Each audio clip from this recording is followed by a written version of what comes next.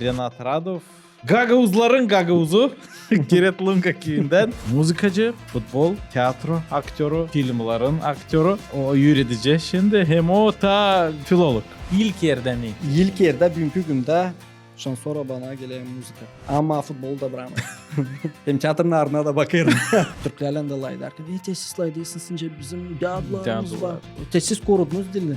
Ama bunu varınca başka türlü de düşünün. Yani siz İlerletmediniz. De. Kendisi sahabe Allah, Иисус Христос geldi bu yeryüzüne. Davet ederdi insanların sade, то есть на простом языке, sade dilde. Sen kayılsın mı? Sen Gagauz Rock'un yaratıcıların birisiyiz. Fransızdan öyle bir soruş. Ana dilimiz önce bir ateş yankısına hep odunu atma. Hani o varınca biraz kimerkere düşünsün ama daha yavaş. Yavaşlasın. Yavaşsın. Atma da o yansın.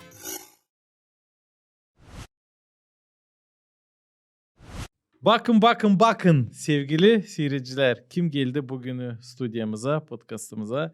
Renat Radov. Gagauzların Gagauzu.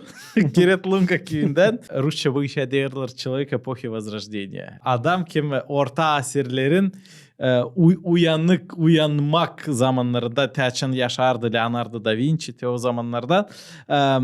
Neden Da Vinci'nin zamanlarından gibi adamsın sen? Zeri o zamanlar demek Da Vinci injinerdi de, politikti de, resimciydi de, ta başka işlerdi.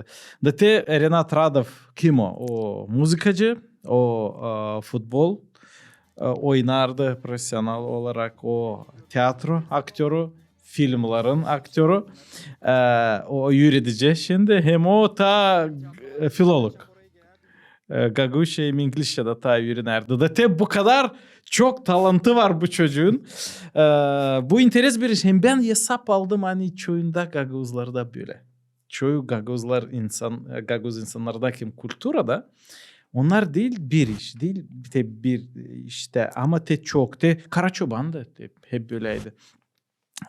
Senin yaşamında bu kadar çok işten zanatlanırsın. En çok ne? En ilk yerde ne bunlardan? O sırada yok ince mi böyle uydurma onları yarıştırma? Hepsine selam. Sen öyle güzel söyledin benim için hani benim benizim kara ama olmadı kara benim kırmızıcıydım. Kırmızı. Ben de karacayım o işi kızarmayız biz ne yapalım. Soruş ne işi ben en pek beğenirim? Seslerin soru. Da bu işlerin arasından en çok neyi beğenirsin? Sırada zamana mı bağlı? Bana gelir hani zamana bağlı. Zerem en küçükten babam beğendirdi beni futbola. Hem müzikaya o davulda çalardı. Düğünlerde de, kültür evinde de. Bence diyeyim küçüklüğümden futbol ve müzika benimle beraber değil. Ama filolog hem tiyatro uğrunda ben üniversitetten bana bu geldi. KVN türlü konsertlerde paylardım da öyle oldu hani Deniz Pınta Komrat tiyatronun öndecisi o zaman çağırdıydı beni. Çalışmaya tiyatroda da orada sonra ben 6 yıl çalıştım. 8 yıl da Milli Tiyatrosu'nda çadırda çalıştım. Gagauz Milli Tiyatrosu'nda o zaman sonra Tanasoglu'nun adına. Zeo İlkin Çakir'in adınaydı. Sonra neyse orada oldu neyse. Problemalar o alim kapandınca da açıldı yine atlan Tanasoglu'nun adına. Şimdi varınca söyleyeyim. İlk yerden ne? İlk yerde bugünkü günde sonra bana gelen müzika. Ama futbolu da bırakmam. Hem teatrın ardına da bakıyorum. Da bu interes yokunca ayırma tabii. Onca insanda varken birkaç uşak o hepsini bir türlü beğeni. Ben de bence öyle söyleyeyim aynı. Da. Anlıyorum seni. Tabii düşünelim şimdi değil sadece senin için ama genel Gagauzların kültürü insanları için. Neden çoğu böyle türlü işlerle zanatlanır? Neden örnek artık getirmiştik. Daha çoğunu varınca düşünelim örnek olarak. Seyrek de o sırada Moldova'mız mı böyle? Sıydı yaşama deyini, kazanma deyini lazım, onu da bunu da mı bileriz? Bilmeyelim neyden, senin bakışın. Birden düşündüğünden bagele bir sebep varınca bundan olsun hani zerem mümkün yaşamak öyle mobil öyle hızlı geçer hani senle çok işlen zanatlanasın hızlı adapte olasın türlü zanatlara ama varınca olsun hani kim zanatlanı kültürüyle ona dil lazım o dil lazım bıksın bir işlen olam değiştirsin kendini fikrini başka yere hani alma bir taze soluk hani geri dönmeye de nesi yeni yapsın. Bana kalsa bu bu iki sebep bağlı birbirinden onun uçtan ben düşünüyorum hani öyle. Belki tabi bir iş var. Zeri biz duyarız hani bizim halkımız genç. Bilmiyorum halkımız genç mi değil mi bu historiklere daha çok bir soru ama kültürümüz genç. Yazı dilimiz genç. То есть письменность da. Demek Karaçoban'dan literatürümüz başlıyor bak. 50 yıl, 60 yıllık literatürümüz. Tanrısogul'dan, Babogul'dan bu insanlar. Demek bizde binlerce yıl biz bilmeyiz kendi ince zanaatımızı da. Da biz duyarak hani kültürümüz genç da göreriz çok boş yerleri nerede lazım düne gibi işince de Türkler bir tepe iş orada var.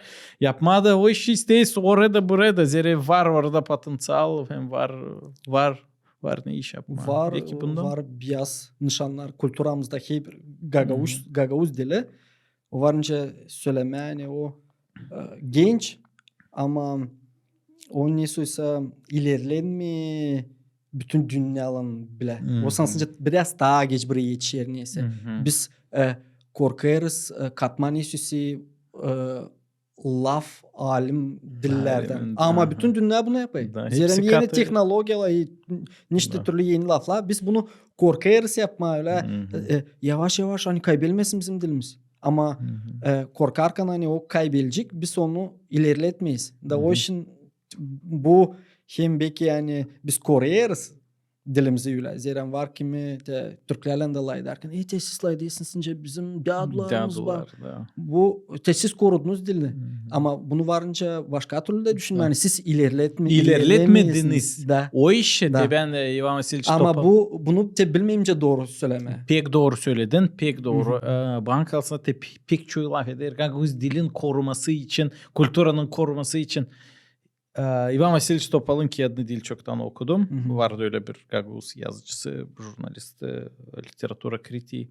Rahmetli artık da. O ki adında değil. Yanlış formülirovka. Ta doğru olacak Gagavuz dilin, literatürün hem kültürasının yaratması. Dil koruması ama yaratması.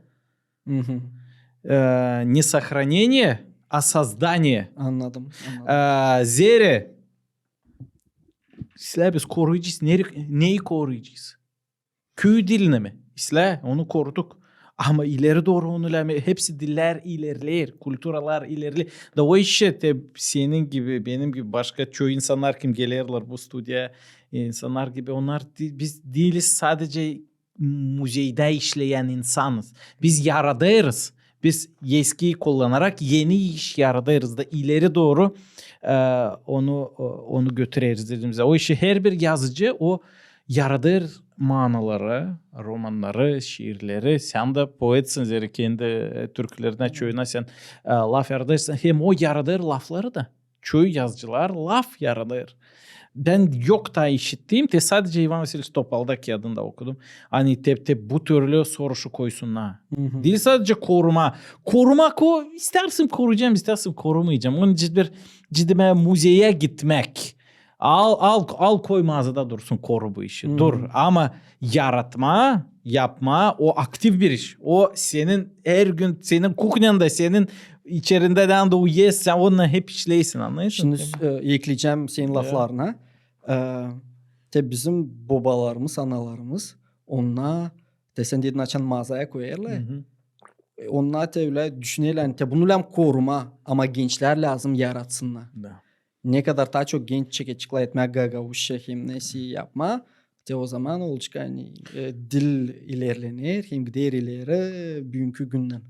koruyarak sen onu kullanmayasın. Kullanmayasın, doğru. Sen dillam onu koruma, onu lama alıp da kullanma da yaratma, işleme onda. Elbette ki bunun için hatalayıcıyız ama bizde bak şimdiki kapitalizm dünyası ince zanatta da и в искусстве тоже yapıyor öyle hani insan bir işi alsın da o işte gitsin. Öyle mi? Zeri sen konkurensiya yapamayacaksın herkesine. Sen 100 iş istersen yapma. Sen bir ayırasın da onda profesyonel olasın. Anlarım elbette bu böyle bir dünyada yaşarız. Ama bana kalsa bizim halkımız, bizim Gagauz ince zanaatçıları çok iş birden zanaatlanırlar. Burada ben görerim bir eski ileriki adeti, bir ileriki tradisyon, orta asırlardan Srednjevyekovya gelen bir işi. Zerete dediğim gibi Da Vinci, sonra başkası çoğu zanaatlanardı. Çok iş birden demek. Rousseau, Diderot, Voltaire neyse. Onlar o burada şiir yazardı, roman yazardı, resimlerde burada politika reformalarına katılardı. Burada müzika yaradardı. Burada ev arkitekturunu yapardı. Demek çok iş birden. Bu ileri ince zanaatçılar böyleydi çoğu. Demek bak Aristotel. Dilse de filozof. 100 işe katıldı. O pedagogdu da, o filosofyada da, fizikada da, poeziyada çok işlerde yazardı kendi işleri.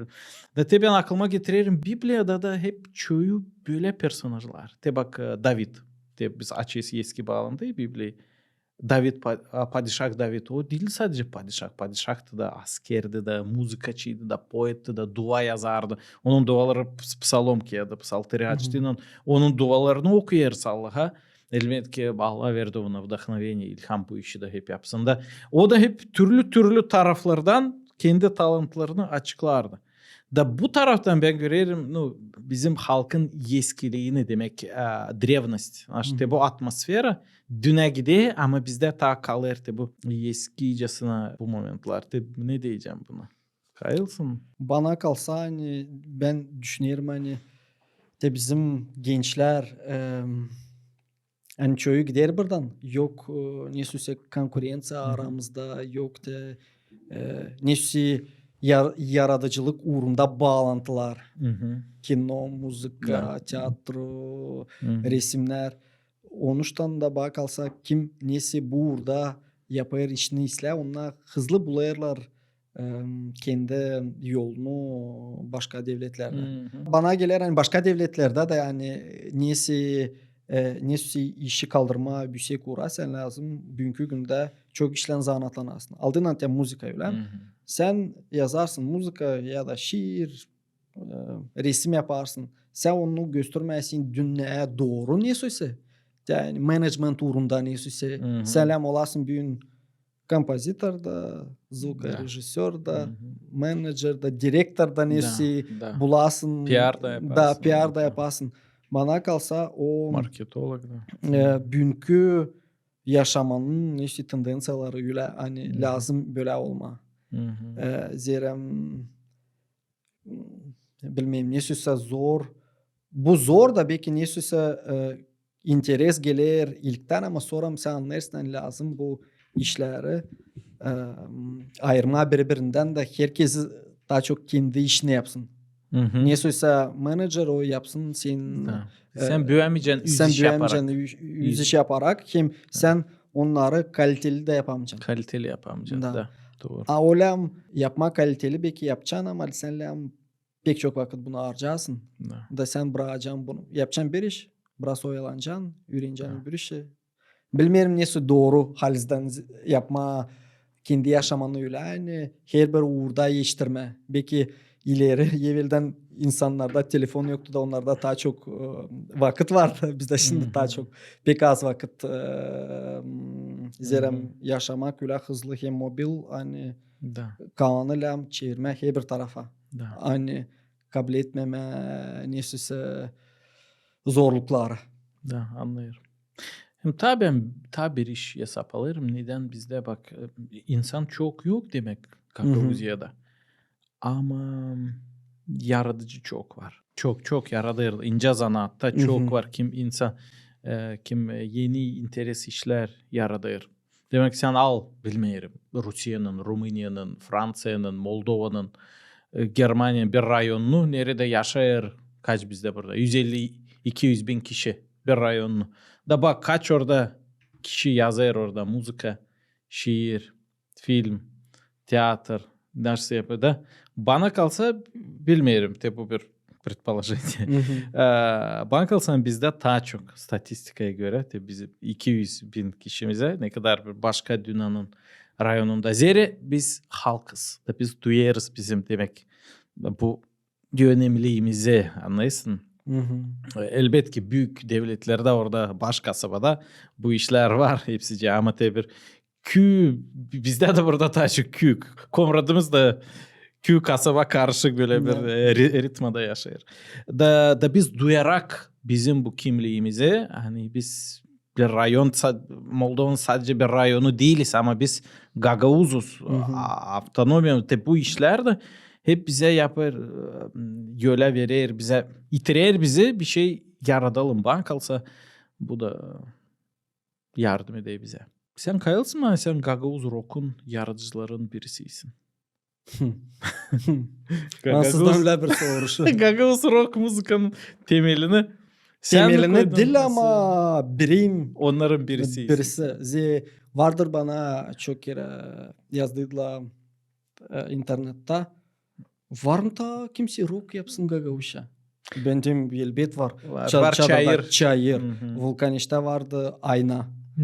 Dem var hani kim 90. yıllarda olsa 80. yıllarda belki çekettiydiler ama internette onlar var neyse arşivlarda. Zira ben Ayna'yı da Çayır'ı da internetten bileyim ama sonra mesela Çayır Mikhail Kulev'la ondan öyle de tanıştım. Da temel onlar koydular ama biz önce demiyor ilerledi söyler. Onlar belki başka bir eşik tatil rock and roll ben alternativa belki birazcık tasir varınca olsun. Kimi yerlerde baladalar neyse çıkar ama temeli onlar koydular ama biz öyle ilerlediyiz. Dilen ilerlediysen rock müzik olsun. Ben küçüklüğümden 14-15 yaşında beğendim bu stili ama ben savaşırım sesleme dilente bu rock müzik ben savaşırım güzel müzik sesleme olsun klasikte popta jazzta demeyeceğim hani ben seslerim sadece rock müzikasını ama ben yaparken kendim bende olay rock müzik zirem ben onun önce o zaman açamen çekettiydim sadece yazma. O zaman ben daha çok seslerdim böyle müzika. Da ben saçlarımı değiştirmeme kendi yolumu yaradarken. Ama varınca hep o türküleri de o seyir türkülerini yapma akustika formatında dil lazım bağlama neyse stile kendine.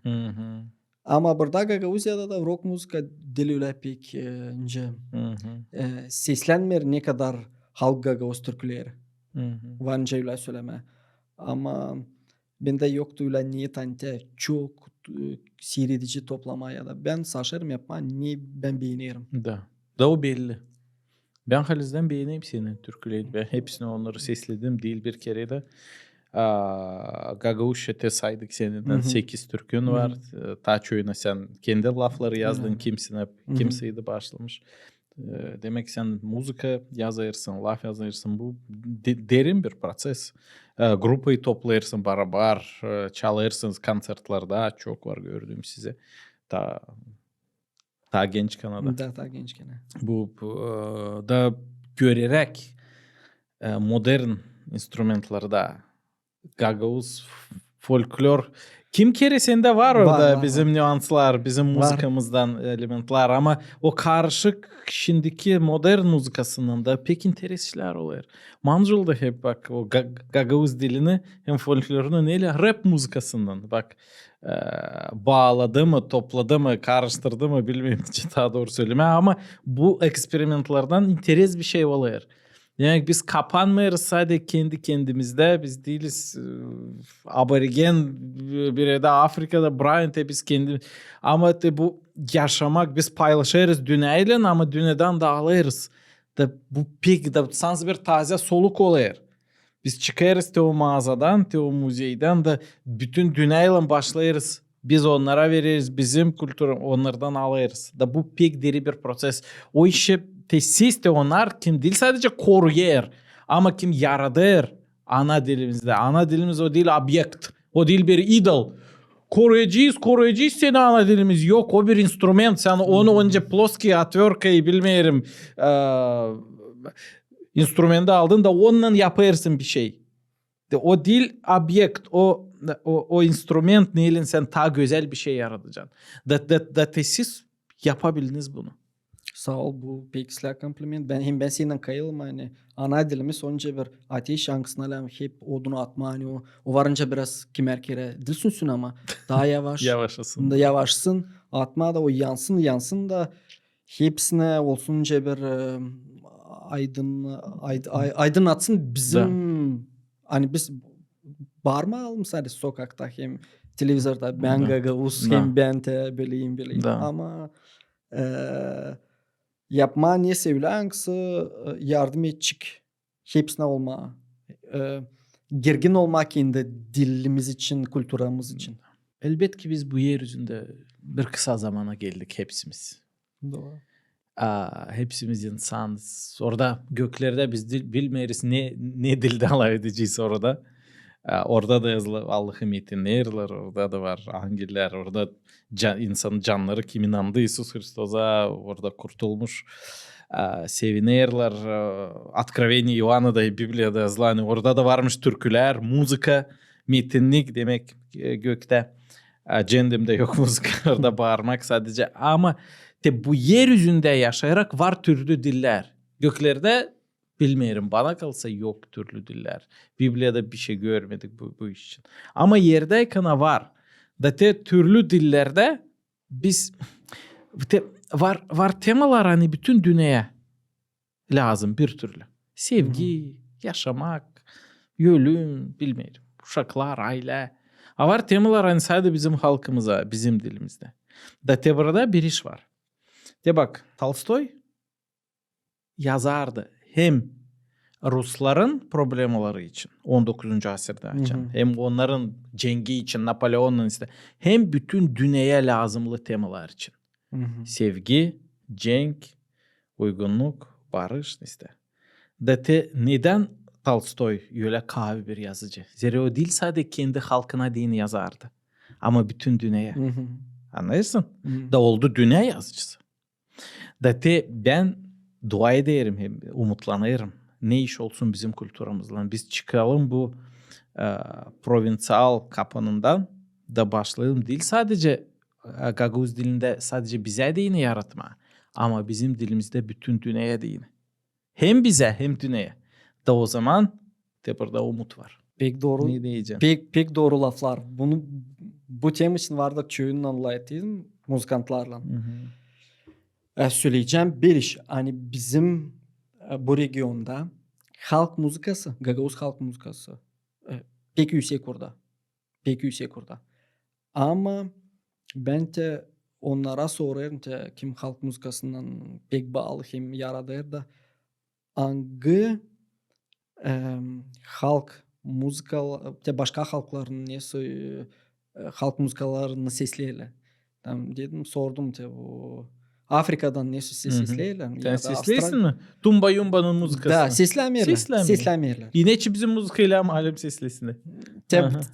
Ben de öyle sordum. Da onlar söylediler bizi öyle küçükten ürediyorlar. Ben de öyle kayılı olayım. Olam olsun. Ama hani çıkma dünya uğruna o lazım yapma. Belki ne sözü trendler hani bugünkü günde muzikada geçerler. Ya da öyle müzik angları zamansız. Ona dil bağlı ne sözü zamana. Elbette. Bu klasika ona değil. O klasika değil ama bunu bağlı bugünkü günde tazor yapma ne kadar ne sözü trendlerden bence çek etme. da olacak neyse yeni. Zira bunu biz yapayız. Yapacak o müzikayı yapacak. İnsan angsı büyüdü halk Gagavuz halk müzikasında. Yaptığın önce trendleri onu kaçık biraz Moldova kültürasından, Gagavuz kültürasından, Rumların kültürasından, Türklerin kültürasından çıkacak neyse yeni. Ama bana kalsa en büyük problem hani bizde regionda daha çok halk müzikası geçer, insan sesler lazım. Hani nesi yeni olsun lazım. Çok stilleri karıştırma, yapma birinci mix. Da sonra yaptığından çok kere bir kere bana kalsa çıkacak neyse yani hepsi de çıkacak. O burada mı yaptılar bunu? Bunu burada mı yaptılar? Wow. Da o bence çıksın devlet aşırı. Demek ki eksperiment yapma. Eksperiment. Bana kalsa öyle ama bunun için hani bizde Gagavuzlarda bana kalsa kultura uğrunda var büyük problemi. Biz Gagavuzca'da proz biliriz. Söyleyeceğiz doğru. Biz Gagavuzca'da proz biliriz. Rusça'da da ederiz dilsin Rusla. Hem devlet dilini de bilmeyiz. Da biz bu 150 kişinin arasında kaynayırız da zor çıkma yani. Kişniyova da zorca çıkma. Ama oluyordu bizde 1-2 milyon Gagavuz da burada. O zaman bana gelir hani daha çok olacaktı konsertler dileni sadece bizim Kültüra Bakanlığı yapıyor. Ama sadece bende var 1 saat programı üstü. Ben varınca gideyim satayım onu bir tur yapayım. Burada ben nereye gideceğim? İnsan köylerde kalmadı. Kime ben satacağım kendi müzikamı? Lazım yapalım kültürümüzü eksporda. Değil sadece bize ama ne export? Da. Ama öyle onu interes yapalım. Hani olsun da. Gagavuz dilinde Türkiye'ye varınca bunu bana kalsa bugünkü günde de ben bakayım Vitali Manjul sıkacak diye Türkiye lazım. Ta öyle birkaç kişi olsun. Hani kim gidecek orada da ince deme bizim kültürümüzü çıkarsın bir yüksekle panayıra nerede kaynayır yaşamak. Kaynayır yaşamak. Bu doğru hem ta bir iş var. İnce bir iş. Pek çoğu işin gençler Kore'nin müzikasını beğenirler. Hem dilini başlarlar öğrenmeye. Ne anda Kore'ye buraya. Ama sesleyerek onların grupalarını, müzikalarını çevirerek bir kayıtta o müzikası da bulur kendi canında rezonans. Onun canında. Onların müzikası da insan da ben bilirim 4-5 genç buradan Komrat'tan kim Gagavuzlar, kim başlıyor öğrenmeye Kore diline online. Kiyat aldı satın, kurs araya nereye gitsin. Ona derler kültürana export. Tek Kore'ler yapıyor. Ama nasıl ona? Bu ince zor bir. Ben bilmiyorum. Bu değil bir business. Bu can, bu tворчество, bu creativeness. Biz ilk kendi kendimize lazım interes olalım. Gagavuzlara interes olsun. Sonra o kadar sonra o interes olsun Moldovanlara. Yani o Moldovanları çeksin Gagavuz şeyi. Bilmeye, bizi ta derin anlamaya. Hem sonra bütün dünyaya. Da bu kurtaracak. Kurtaracak ama önce gelecek zamanda sen göresin ben böyle olsun işte tendensiyalar hani. Ben umutlanırım bilesin neden? Zeri bizde var yaşamaya sevgi. Bizde var yaşamak enerjisi. Çoğu büyük halklarda artık o yok. Bizde ta var o. Bilmeyin belki biz küçüküz değil mi?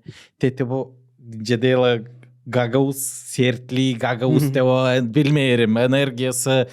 Karabiberin cedela da karakteri de yakar bir bu kim kere o var bizde var açığında o yok. Çoğunda var zenginlik, bilgi zenginliği, kültüre zengin ama yaşamaya enerji yaşamaya yok istemek. Bizde ta var o. Ben hesap aldım. Belki o enerji hem sevgi yaşamaya yavaş yavaş getirecek öbürden de. Bana göre enerji hem sevdati bu yaşamaya ise bilgili bir adam alsın hani doğru yere götürsün bu enerjiyi. O zaman bana kalsa lazım olsun neyse güzel. Da. O işi bilgiyle önemli. Da. O sevgi yaşamaya o Gagavuz yakar biberli hem de zenginlik bilgiyle. Demek bibliotekalar, müzik okulları lam olsun temelde o işler yapıyorlar. Ne güzel derin girdik bak. Ha? Ama da bu proseslerde sen pay alaysın. Sağ olasınız. Ben pek sevinerdim. Bir ki ailemle gezinerdim. Sokakta da gördüm. Dışarıda sen gruppandan çalardın. Bir konser giderdi. Birkaç yıl yeri. Pek sevindiydim. Durgunduydum. Rusça vardı türküler. Gagavuşça vardı. Da bu iyi bir iş. Bak T.S. Eliot iyi bir örnek bu işte. Eliot var öyle bir poet. Nobel premiyasını kabul etti literaturu için. Da o anılmış bir poema yazdı. Бесплодная земля Rusça. İngilizce The Wasted Land. Da orada yazar türlü süjetler bütün dünyanın kulturasını toplamış parça parça da orayı istetmiş. Da London'da hep gösterir Temza'yı oradan interes işler obrazına simvolizm çok. Ama da göstererek demek Anglia'nın kultura işlerini hem Avrupa'nın Zapadna Avrupa'nın daha çok Batı Avrupa'nın işlerini o bütün dünya canına dokunuyor. Bütün dünyanın canına. Он обращается к душе всего мира. Bütün dünyanın canına. Da o işi de Nobel premiyasını kabul etti. O değil sadece burada yazardı bunlara. O Amerikalıydı ama Anglia'ya geçti yaşama. Ama bütün canına da açan sen hem kendi köyüne laf buluyorsun. Da ama zengin yaparsın o lafı. O türkü, o müzikayı, o resimi, o filmi bilmiyorum. Da o olayır ki önemli hem lazımlı bütün dünyaya o zaman öyle olayır. Ne işlerce yazardı T.S. Eliot? Ben Dilçok'tan 10. programı hazırladım. O tamam yaradar birinci hem ikinci dünya cenklerin arasında. 1920-1930 yıllarda. Tamam birinci dünya cengi bitti. İnsanlar kahırda bulunuyor. Acıda, büyük katastrofa. Da çoğun emosiyaları kırık. Çoğu insanlar umutlanar, yaşardı emosiyalarını. Sevgi düşünerler o duygu, o emosiya, bu o emosiya. Da o gösterir aynı emosiya umutlanarak bitti işin. Lazım olsun ta derin, can. Da böyle T.S. Eliot kendi yaşamasında da inana gelir. Emosiyalardan da o Çin geldi, Çin gitti. İşlerden gelir derin işlere, cana. Da bu tema bütün dünyada, bütün dünya yaşardı bir atmosferde. Canı kırıktı, gücenmekti. Da demek insan intuitivne duyar da hani gelir tabir büyük cenk. Da bu 20 yılın içinde çoğu yazıcılar çok büyük işler yazdılar. Hemingway'da, Gertrude Stein'da, Fitzgerald'da başkası da. Da o yazarak kendi halkı için bütün dünyanın atmosferasını duydu. Da bu şiirinde o kadar adam güzel bunu açıkladı. Hani gençler milyonlarca başladılar satın alma onun kitaplarını. Okuma da deme. O tenaş o yazarı ben onu duyarım. Te o söyler te onun aşı ben duyarım. Türlü dillerde, türlü külturalarda. Te buna derler iyi ince ama adam bütün yaşamak öğrendi. Bütün yaşamak denerdi poeziya yazma. Anlarsın ne ben söyleyeyim şimdi ne bize yetmiyor. Hem de elbet ki bu bağlı bütün can temalarından da. Kim o Allah, kimim ben. Elbet ki Biblia motivleri onda çok var. Elbet ki kendi halk motivleri. Te bu işleri az şimdi göreyim. Ama dener insan, dener. De senin gibi kişiler denerler böyle bir şey yapma. Binde daha çok diyicisi hani sevda temaları. Binde de türkülerde. Ama ikide birde ince diyeyim zor açıklama alim kendi fikirlerini gagavuşa bana da olur. Zira bugünkü günde biz aramızda daha çok Rusçalay ederiz. Anlıyorum. Ben bunu söyleyeyim. Biz senin teşini Gagavuş'a laf ederiz. Ama açıklam olalım. Ama kolegalarım müzik okulunda, orkestrada da tasça Rusçalay ederiz. Bunu kimi lafları Gagavuş'a elbette biz kullanırız ama hep o kadar. Daha çok. Zeri bizim dilimizi lazım ta kurma, ilerletme. Ta onda bak Atyanıkları nüansları Гагаузча зор söyleme. Нюансları. Ben тачу, прищурившись, он подозрительно взглянул на эту странную девушку demek. Hadi bakalım. Nice sen onu demek. Burada var hatta прищур подозрительно. Nice sen onu Гагаузча diyeceksin. Anlaysın? Burada laf lam olsun. Onları lam kullanma. Sen o lafları lam kağıtlarda okuyasın 100 kere. Sonra o senin fikrine girsin. Sonra sen onu kullanacaksın da yaratacaksın bu lafları. Anlıyorsun mu? Da nüansları, atmosferaları kuracaksın. Ha bizde yok. Bizde peynir satın alacaksın sadece bizim dilimizde. Elbet ki var yazıcılar kim yaratır sade dillen. Var bizde de var literatura neyse literaturamız. Ama o girmedi bizim içimize. O bibliotekalarda duruyor.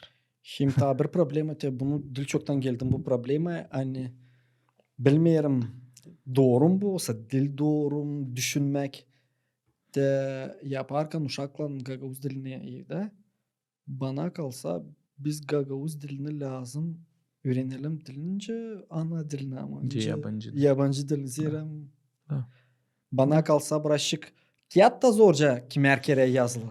Bana kalsa bu da var. Lan birkaç kere okuma ben doğru. Lan birkaç kere okuyayım hani anlayayım niye orada istedi after söyleme. Olsa nesi değiştirirler onu ağırlaştırır. Da bu ki bu da bir problema. Bana kalsa öyle baktığıyla araştırdığıyla belki çekettiğiyle okuldan uşak başçasından okuldan her günkü nesi bizim laf etmemize toplanır. Her bir orada birer problema da olur. Pek çok hani Gagavuz dilinin ilerlenmiyor ama sonra da sopa tekerlekle arasında koyuz hani ilerlenmesin. Gayet zor kana hiç çekme zor kana sana o teksti okuma ya da çevirme onu adam hangisi bilir Gagavuz dilini. Tabir keresi çekmeyecek sonra mı okumayıp o teksti de nesi fikrine girsin bir iki laf. Ulan becerme te bak te ben gene Biblia'ya döneyim Evangeliya. 2000 yıl geri İsus Hristos'un öğrencileri, apostolları hem onların yardımcıları kim vardı orada. Te onlar yazdılar de yeni bağlantıyı. Hangi dilde yazdılar? Dünyanın taçoyu Hristiyan hangi dilde yazdılar? Grek dilinde. Ama Grekçe vardı klasika dili. Literatura dili Greklerde vardı. Onda yazardı Platon, Aristotel. O zor bir dildi, kağıt diliydi. Ama vardı ta koyne Grekçesi. Grek, Urum Gagavuz. Koyne o sokak dili. Sokak dili. Dence insanlardı arasında. Da te yeni bağlantıyı, te o Ayos teksti, Allah'ın lafı, o yazılı koyne Grek dilinde. Demek sokak dilinde sade insanlar o dilde alaydı. O dilde çobanlar alaydı. Panir'de insanlar alaydı. Anlayısın mı? O dil yüksek literatura dili. Sonra insanlar başladılar örnek onda alma, çevirme, yeni bağlantıyı türlü dillere, Kiril, Mefodi, Slaven dillerine çevirdi de o aşırı kuruldu çoğu diller hem yazılar elbette ki bu hem bütün sivilizasyamızı kurdu bizim sivilizasyamızı kültürümüzü bu tekst kurdu Evangeliya. Ama ilk önce neden o öyle kahve oldu dil olarak? Zeri o tekst yazılıydı öyle sade. Hepsi insan anlasın. O işi isteyip de daha zor yapma dillem. İyi yazıcı ya da iyi bilmem başka ince sanatçı o bulacak daha sadence yapma. Anlasın hepsici. Kendisi sahabe Allah İsus Hristos geldi bu yeryüzüne. Dalav ederdi insanların sade, то есть на простом языке, sade dilde. Te bakın kuşlara, te bakın oraya, sonra balık onu bunu anlayısın. O gelmedi büyük kuvvetle, büyük de ben şimdi göstereceğim bize kimsiniz siz. Öyle ayçam hiç kimse anlamasın. O geldi sade insan gibi. Öğrencileri balıkçıydı çoğu. Da onlar anlardı onu. Da burada bu sadelikte ama sevgi vardı orada. Da o kadar adam sevdi hani öldü onlar. Bütün dünyanın günahlardan aldı kendisine elbet. Da te bu bak sade, prostata, sadelik hem sevgi verir büyük kuvvet. Prostata и любовь. Tabii ki bizim kültürümüze, Gagavuz diline, kültür muzikasına bu iki iş lazım. Ne yaptı Hristiyanlığı öyle büyük hem Evangeliya. Allah bu iki işle bak ne geldi bu dünyaya sade oldu. Hem de sevgisini gösterdi. Biz de öyle belki olalım. sade hem sevgiyle. Gagavuz dilini sevgiyle mi öğretiyoruz? Hem sade mi onu öğretiyoruz? O sayede ne zamansa sertlikle hem de daha ağırlaştırdık, zorlaştırdık onu. Bu türlü soru verelim kendimize. Ne diyeceksin? Bilmiyorum.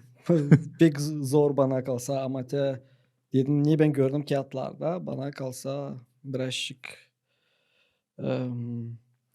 belki bana neyse üreticiler diyecekler niye dil doğuran lazım ki bile öğrenme fayda var mı bundan Da. bir süreni uşaklar öğrenirler. Hem ben söyleyeceğim hani kaç öğrenici sadece şkolada öğrendi. Gagavuşi. Dil sadece Gagavuşa. Başka dil. İngilizce. İngilizce. Yok bana kalsa. Nemseyce ya. Hep o. Hep biri. Kim bir de Kimse, öğrenmedi. kimse.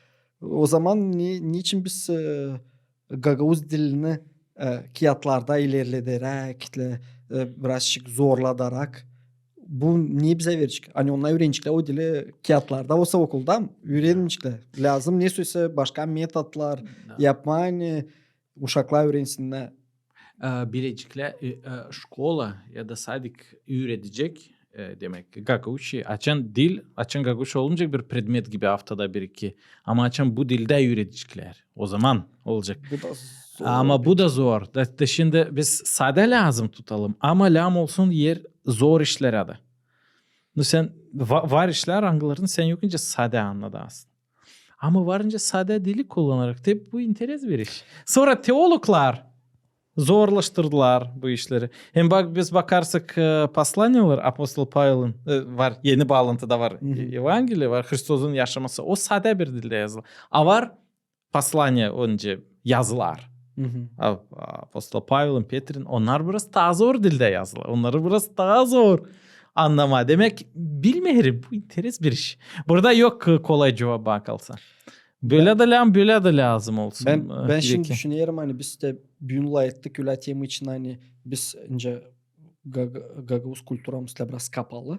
Da. Ama biz sadece Gagavuzca laf ederken bizim insanımız bomçuk müla kapalı. Olacak. O işi bize olmaz. Sadece Gagavuzca etmeye biz pek azız. Amerikanец, Rus, Kitayet, Fransız, Angliçan varınca sadece kendi dilini bilsin. İngilizce, Kitayca, Rusçayı bilin. Biz yokunca. Ben Rusya'da öğrenirdim. Ben 4-5 dil bilirim. Hepsi şaşardı. Orada Rusya, hepsi Rus adına grupniklerin bir dil bilirler. Bu kadar. Onlara yeter. Biz azız. Bizde hem az informasya Gagavuz dilinde bütün dünya için. Doğru. Biz bütün dünyayla bağlantı olsun. Da bu bağlantı olsun değil. Rumunca da çok yok. Hem bilirsin. Moldovanca da Rumunca. O da dünya dili değil.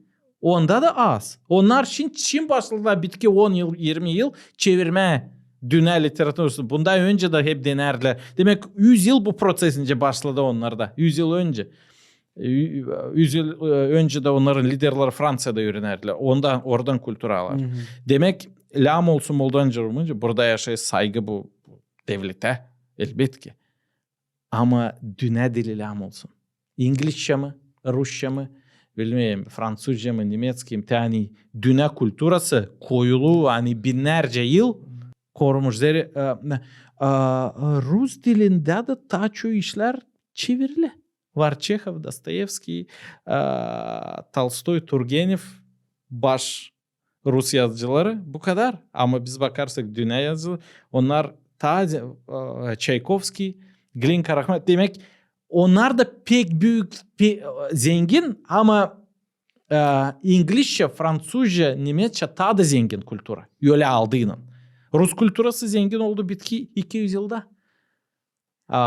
Germanya, Fransa ben bu işleri araştırdım. Açık var cevap edelim. Fransa, German kültürası demek ta 15. 14. 13. asırlardan ta bugüne kadar. Elbette ki onlar birbirine onlar beraber bağlı, onlar ayırma dille böyle. Bu lam bu dille. Ama sen doğru dedin. Lam olsun bir dil hani bizi bütün dünyayla bağlar. Bağlı da sen dedin hani 13. 14. asırlardan. Tek Gagavuz dili de öyle bağlansın hani olsun öyle kültürle bağlanınca Anglia, Germanya. Da. Hani olsun hep. Ama ayırmamata yüreğin Gagavuzca da kapan tölete. Bu yanlış. Bu yanlış olacak. Biz pek geri kalacağız sadece öyle. Sadece öyle olarsa. De bu işleri hep Topal'da yazıyor adında. Bütün dünyayı hem sevme. Bu güzel bir dünya, onu Allah yarattı. Sevinelim, anlayalım birbirimizi türlü dillerde. Kapanma, duvar yapma da sadece bu da yanlış. Ama severek bilelim kimiz biz. Açık olarak. Bu sade olma hem sevgi olsun. Bu büyük bir bakılsa bir nasihat hem yardım. Ne zaman daha kolay öğrenmeye bir dili? Açan seversin onu. Onun kültürasını. Doğru. O işin olsun Gagavuz. Yazıcıları, muzikantları, resimcileri, rejisörleri bilmeyelim kim isterse olsun. Bu biz kültüra içi, humanitarny işler çalay deriz. Sonra var daha başka var, hizmet var, injinerlik olsun da bütün dünyaya elbette biz kanıtlamam. Hem de bitki bir iş derim sen de sorayım. Podcast'ın sonuna yaklaşarak bir interview'da ben pek beğendim bu açık lafımızı. Bu bir laboratuvarya. Bu değil bir projekt. Birbirine bağırmayacak hani burada yanlış mı doğru mu bir şey söyledi. Burada türlü sesler olsun. Böyle bir bol atmosferde. Ben bir interview'da okudum. Sen söylemişsin bir şey de bu interview'da yazdılar. Hani Gagavuz dilin yok olması artık durgunamaz bir proses, необратимый процесс desenince. Da hani o başladı da onu sana kalsa hani onu durgulamayacak hiç kimse. Da sonra sen dersin hani ben umutlanırım hani bu iş olmayacak. Ama duyarım hani bu hep zor hem kahırlı hem gücenik bir iş. Anlarım senin acını. Anlarım neden sen böyle söyledin. Sen ne zaman interview'da bunu söyledin? 1-2 yıl geri mi? Bana kalsa yakın bir yıl geri. O zamandan beri değişti mi bakışın? Hep öyle kaldı mı? Neden? Bu biraz zor bir tema. Demeyeceğim hani var kiminden çekiştim de bu işten bana dediler. Niçin öyle düşünüyorsun? Ben savaşmayayım, yalandırma sizi ya da kendimi yalandırma. Ben öyle düşünüyorum. Hem ben yazarım Gagavuzca türkü. Sanıyorsunuz bence bir şey yapmayayım da kabul etmeyeyim. Yapmayayım da sadece öyle düşünüyorum. Ben isterim ben de seslici olsun. Sen tiyatroda Gagavuzca listeler yapardın, çalıştın. İlk Gagavuz filmde bayıldım. Ama hep o kadar ben günde düşünüyorum. Hani Gagavuz dili buğulayır, batır, söyleme. Bizler bir laf buğulayır. Varınca öyle bir fikre gelme. Yani o biz bitki pakaleyniyim. Bitki evlat boyangısı hangisi laydıyız bu dilde. Varınca olsun. Ben isteyeyim hani bu olsun bir büyük yanlışlık. Hani ben bu laflar söylerim.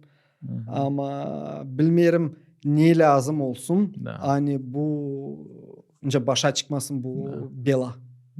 Sen yalnız değilsin kim bu işi söyler o işi. Seni pek kabıtlamasınlar. Başka çoğu hep kültüra insanları yazılar. Profesörler hep bu bakışta bulunurlar. Hani pek zor durumda dilimiz. Olmalı yok olacak. Daha büyük şanslar hani yok olacak. Ama var bir küçücük şans. Hani belki kalacak deri bir şeyler olsun. Derin, interes, meraklı.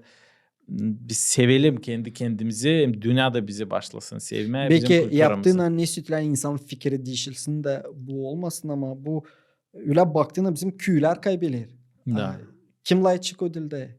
Köyler kaybelir kalır. 30 uşak okulda 50 100 yavaş azalır uşaklar köylerde. Kim layık? Ama o uşaklarda şans sonra ağzı onlardan layık Gagavuz dilinde. Şimdi bu programı bütün dünyada başlayırlar kaldırmaya. Zira hesap alırlar dil genosidini. Bu bir termin için peydalandı. Dil genosidi. Hani tence büyük halk kendi kuvvetini kullanırdı. Yapıyor öyle küçük halkla, küçük devletler seslesinler onu. Hep öyle büyük diller, dominant dilleri ona yok ediyorlar küçük dilleri de tayları bakmarlar buna demek. bu proses. Bakardılar yani te cenklen te biri öldürüyor. O çirkin bir iş. Ama şimdi başladılar hesap alma.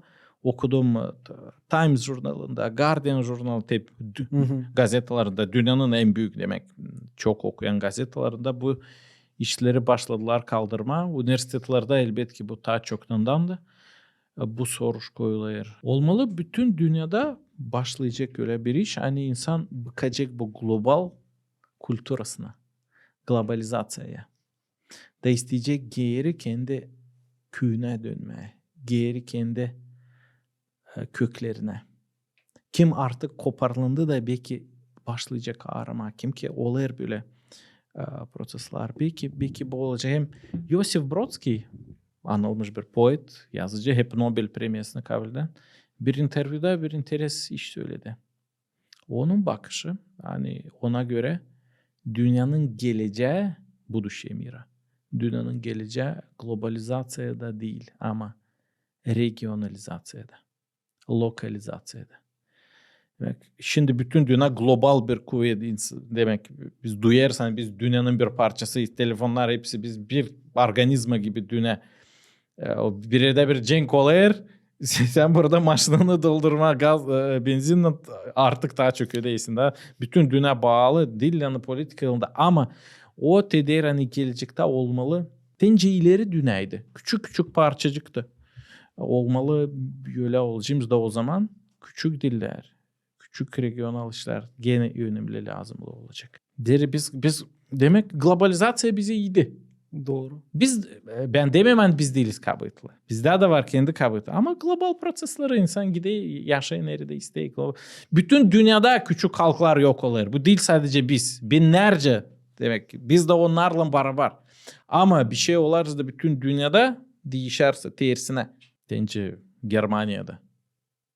İleri hepsi isterdi. Zenginler isterdi kasabada yaşamak, center'da. Bizde de şimdi öyle. Ama 10 yıl, 20 yıl geri değişti. Zenginler köylere gitti. Da. Şimdi fukareler kasabada arendalı evler yaşayırlar. Neyse kasabalarda, center'larda. Şımarık orada zor neyse köyde rahat demek. De o köyde belki de o köy dilinde de isteyecekler. Bilmiyorum. Ne diyeceğim bu? İşler bir fikir ama ben bilsem biz bilmeyiz ne biz olacak. Bilmeyiz. Belki Avrupa'da nerede yaşayırlar zenginler Hüseyin Uğur'da giderler köylere ama bizde şimdi deliyorlar. Bizde köyler boşa. Belki maçan kalacak orada. Belki 20 30 50 yıldan sonra bu işleri ilave edeyim şimdi. Hatta belki biz olmayacağız artık. İsterdim Süleyman 50 yıldan sonra biz seninle hep bu podcast'a geleceğiz. Da bu problemi hep seninle açacağız da işte o zaman biz seninle doğruymuş. Ya da yanlış. Yanlış. Senin de türlü varyantları düşünme. Ama neden biz varınca edelim bu işleri? Zira biz yaparız bir şey bu uğurda. Varınca öyle Süleyman doğru. Programları, türküleri, piyasaları, şiirleri, onu bunu biz yaparız o işi. Bu bizim instrumentlarımız. Halkımız sağ olsun. Unutmayalım. Elbet ki dilimiz lazımlı. Halkımız, kültürümüz. Ama biz insanız da. Sadece büyük gücenmeye girmeyelim. Ben açan başlayayım düşünmeye Gagavuz kültürası için, dili için büyük bir kahıra girerim. Ama bu kahırdan beni çıkarır. Elbet ki umut hani belki doğru olacak. Gagavuz kültürasında her şey. Ama tabir beni kahırdan çıkarır. Ben anlayamam. Ben değilim sadece Gagavuz'um. Ben adamım, ben insanım. Biz hep insanız. Biz değiliz bu halkın evlat boyları. Biz ilk önce insanız. Da orada bir dünyada olmayacak Gagavuz, Rus, Moldovan bilmiyorum kim Amerikan. Olacak insan, canlar. Da benim var diyor canım da yarıcı beni seviye kim de ben olsam hangi dilde dala etmesem. Da bu işte ben umut buluyorum. Yani biz Gagavuz halkı demek. Türk halkı de Türklüğümüz şimdi zor durumda. Ama biz daha Hristiyan halkız demek. Evangeli, Hristos, Bibli bize değil, boş laf değil. Bu önemli. De ben de belki şimdi bir ayağımıza toparlarız halkımız demek kültüra dilimizde. Ama başka ayağımız bakar. Kahve olsun. Ona basabilelim de ben de onda umut buluyorum. Dua ederek. düşünerek sabiçe, Allahça okuyarak evangeli biraz gelirim kendime de sonra koydum olayı buna dini de bir şey yapayım. Dilimize dini de bir şey yapayım. Olmaydı te inan pek gücenin bir insan olacaktım. Sadece bir işe umutlanırım o da yok olayır. Anlıyorsun? Kim te Gagavuz patriotları ama kim inanı da yok de demek Allah'a derinden sabi İsus Hristos'a ben pek canım acır onlara. Yani bütün yaşamasını bu işe koydu. O da biter, o da yok oluyor. Elbette ki bu lazım. Biz de Gagavuzca programı yapayız. İsteyiz kültürümüze bir şey olsa ama unutmayalım ki var bundan daha da büyük işler. O büyük işleri de bizim kimliğimize etki etsinler, чтобы влияли. Programın bitkisine yaklaşıyoruz. Bugünkü bu bizde halis bir podcast oldu, değil interview. Ben daha çok ettim senden. Ben isteyeyim söylemeye yani ben beğenirim hem bana kalsa bilirim seslemeyi. O işin sen çok laf ettin. Bilirsiniz mi ne var fark, raznica podcast'ın hem interview'un arasında? Interview'da işte ben teklif ediniz, ben size soruş vereyim, sesleyeyim. Podcast'ta biz ikimiz bir tema ayırırız da ikimiz de alayındayız bu temaya da. Te bizde öyle de oldu hani biz bugün ilave ederdik de Gagavuz kulturası teması için sonra dili, sonra yaratmak, yaratıcılık hem nice Gagavuzluk bağlı bütün dünyayla hem Moldova'yla hem elbette ki hepsi insanlara bu yeryüzünde lazımlı temalar içinde. Layder zere biz değil sadece Gagavuz biz insanız. Da bu işte lazım demek bir balans etsin de belki bu da bu işleri aklımızda tutarak o bizi çıkaracak bu krizisten. Biz Gagavuzuz ama bütün dünyanın da insanlarıyız da bu bir köprü olacak. Bizim aramızda hem bütün dünyanın arasında. Dako umut bulalım bu işlerde sevgili sesleyiciler, seyirciler. Sağ olun teklif ettin.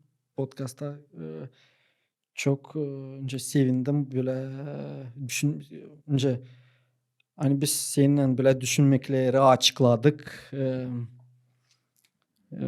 Ne oldu, niye şimdi var, niye varınca olsun. Hem seyredicilere kim bakacak. Şimdi varınca telefon açsınlar kendi dostlarına da savaşsınlar etmeye Gagavuzca. Çağırsınlar bir kofe içmeye de etsinler Gagavuzca ya da parka gitsinler etsinler Gagavuzca.